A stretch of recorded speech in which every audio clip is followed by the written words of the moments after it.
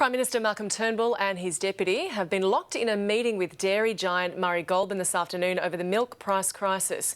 Earlier this year, Murray Goulburn dramatically cut payments paid to farmers, creating turmoil in the dairy sector. Political reporter Matthew Doran joins us now live from Canberra, where those talks recently concluded. Matthew, the meeting has wrapped up now. Has any plan been sorted out? Not exactly, Gemma, but we have received a statement from the Deputy Prime Minister Barnaby Joyce, which by its wording shows that the government is still heaping pressure on Murray Goulburn to explain its actions and still wants them to put in place some sort of mechanisms to ensure that the Australian dairy farming industry remains viable. Now, in the statement, Barnaby Joyce says that the government's interests are in supporting Murray Goulburn's suppliers, and there can only be a strong and profitable dairy processing industry if the nation has strong and profitable dairy farmers. He goes further to say that Australia's dairy farmers deserve fair returns at the farm gate, as well as transparency in milk price arrangements and supply contracts, and therefore it's important Murray Goulburn can explain to their suppliers what steps they'll take to support farmers and restore confidence in the dairy sector. Now, those comments from the Deputy Prime Minister Barnaby Joyce very much echo some of the comments that were made by the Prime Minister Malcolm Turnbull at the start of today's meeting. Cameras were allowed into the room very briefly as Malcolm Turnbull welcomed the management of Murray Goulburn to try and get them to explain their actions. Here's some of what he had to say.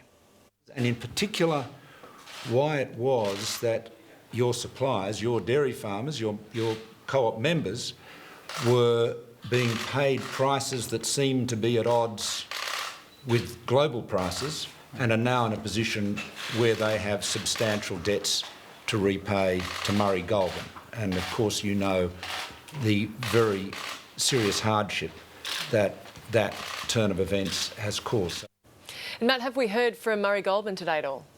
Their management were asked a few questions as they entered the meeting this afternoon. Their chairman, Philip Tracy, very keen to point out that Murray Goulburn was cooperating with the government and was relishing the opportunity to come to Canberra and have this meeting with Prime Minister Malcolm Turnbull and the Deputy Prime Minister Barnaby Joyce, but also keen to point out that there will be no quick solution to this situation and that he expected some debate to go on into the future. Here's some of what Philip Tracy had to say.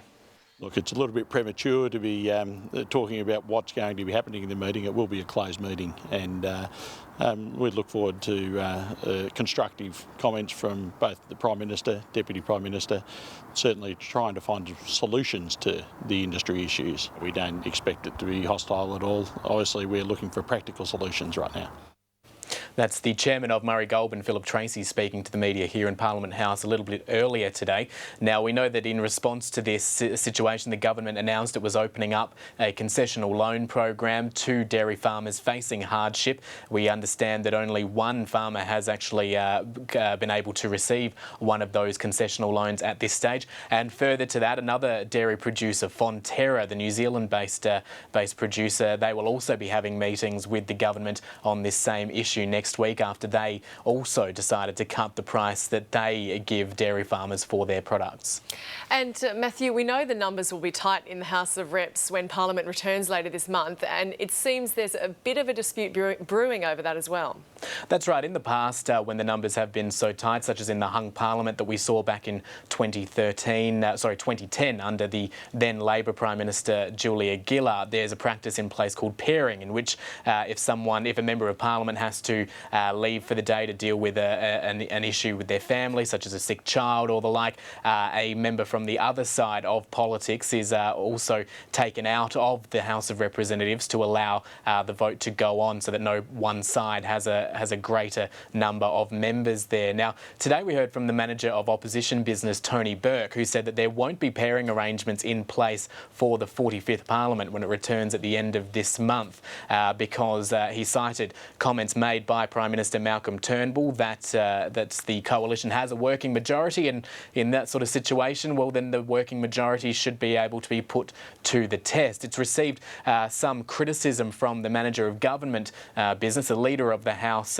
Christopher Pyne. He's taken to Twitter and has been not exactly backwards in coming forwards with his commentary there. He says in the 43rd Parliament, as I mentioned, the coalition always paired ill MPs or MPs facing emergencies. Now that comment has been rebuked by the Labor backbencher Graham Perrott, who has called Christopher Pyne a hypocritical windbag by saying that Christopher Pyne had asked for a copy of the doctor's certificate for the Western Sydney MP Michelle Rowland's sick child during that period to allow one of these pairing situations to go ahead. So already some disputes before Parliament has even kicked off, some procedural matters being discussed at length there, and no doubt as we move into this parliamentary period we'll be hearing much more about the exact mechanics of how the House of Representatives will be able to function given the coalition has that very slender one-seat majority. Matthew Doran live from Canberra. Thank you.